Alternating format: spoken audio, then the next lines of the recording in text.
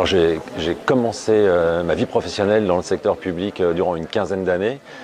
Ça c'était il y a 20 ans, mais j'ai gardé un œil attentif et intéressé au monde de la communication publique et notamment territoriale d'où je viens. Et j'ai pu voir avec grand plaisir qu'elle n'a cessé d'évoluer, de se professionnaliser, de s'adapter, d'être de plus en plus agile. Communication publique de plus en plus professionnelle qui a su s'adapter à toutes les évolutions que nous avons vécues ces dernières années.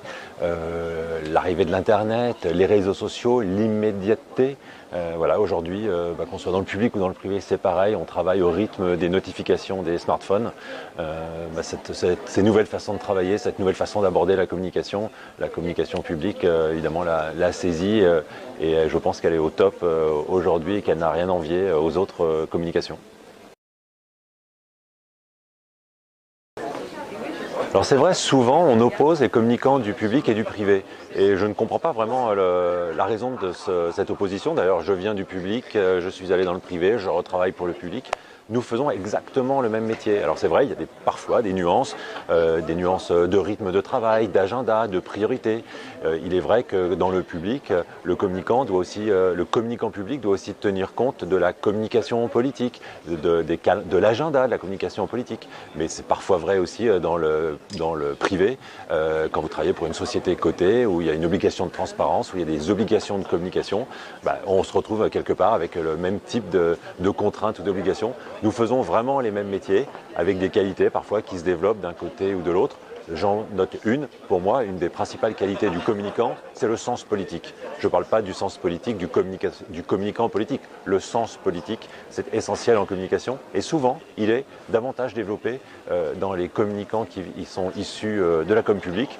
Et ça, c'est une qualité énorme que le communicant du privé peut aller chercher et recruter dans le public. Après, il y a aussi des façons de travailler, des moyens qui sont parfois plus importants, différents, une ouverture sur l'international que le communicant du public n'a pas nécessairement dans le cadre de sa fonction du moment.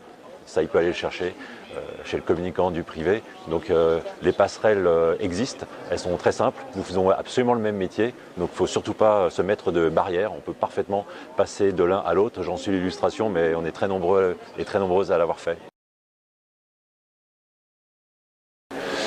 Alors qu'on soit un communicant du privé ou un communicant du public, de toute façon, nous exerçons exactement le même métier ou les mêmes métiers, puisque la communication, c'est un écosystème de métiers. Je me cache souvent derrière le hashtag « La com est un métier » parce que je pense essentiel de l'expliquer, de le dire, de le rappeler. Et donc, nous, communicants, nous devons aussi faire preuve de beaucoup de pédagogie. Et c'est vrai, quel que soit le secteur dans lequel vous travaillez, quelle que soit votre collectivité, il faut faire preuve d'autorité, il faut faire preuve d'assurance, il faut montrer, expliquer son expertise, mais il faut aussi expliquer les choses, donc faire preuve de pédagogie, comme je le disais. Si on vous demande de faire un communiqué de presse le vendredi à 16 h, parce qu'il y a un événement majeur dont il faut parler le lundi, il faut parfois être capable de dire non, parce que si l'événement est majeur et si on a oublié de vous associer à sa préparation depuis des semaines ou depuis des mois, c'est que soit il n'est pas majeur, soit on n'a pas bien considéré la qualité, la valeur, l'apport de votre métier. La communication, ce n'est pas uniquement un service support qui fabrique des outils, c'est une fonction stratégique qui doit accompagner la collectivité sur l'ensemble de son travail.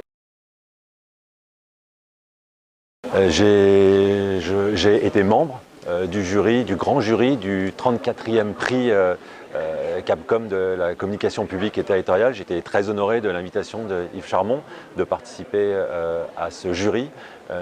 Et ensuite, j'ai été épaté de la qualité des dossiers qui avaient été présélectionnés et soumis au grand jury, épaté par leur créativité, par leur engagement, parfois par leurs faibles moyens et leurs résultats ultra impressionnants. Je pense que ce 34e jury et ces 34e prix vont en impressionner plus d'un. Oui, on est dans la communication publique, oui, on est dans les collectivités territoriales, mais attention, on n'est pas enfermé, on n'est pas parisien, on n'est même pas métropolitain, on est très français, très au-delà de nos frontières et de nos codes habituels.